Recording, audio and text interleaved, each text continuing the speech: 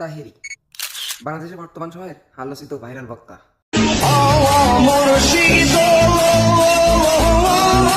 আমার মতো অধমের দ্বারা তাহেরিকে রোস্ট করা কি মানায়? অত কিছু বুঝি না। আজকে তাহেরি ভণ্ডকে করব রাম ধুলাই।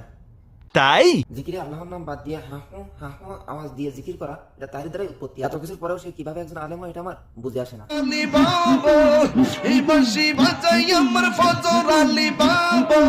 তাহেরি সবসময় চাই আলোচনায় থাকতে, এই জন্য সে সবসময় ফিতনা ছড়ায়। মানে তার স্টেজে উঠে প্রথম কাজ হইতেছে অন্য বক্তা সমালোচনা করা। সে কোরআন হাদিস দিয়ে একটা আওয়াজ করছে, এমন একটা আওয়াজ আপনারা যদি দেখাইতে পারেন, আমি কথা দিচ্ছি সেদিনই ইউটিউব ছেড়ে দিব ভাই। 100% আপনারা তার বক্তব্যগুলো সম্পূর্ণ দেখেন। আমি তাকে রোস্ট করবো বলে তার প্রত্যেকটা ভিডিও দেখছি। আপনারা তার দেখে আসেন, সে যদি কোরআন হাদিস নিয়ে একটা আওয়াজ করে থাকে, আপনারা যা বলবেন তাই করব। আপনাদের সামনে এসে আমি আমার বিচ্ছি কাইটা দিব।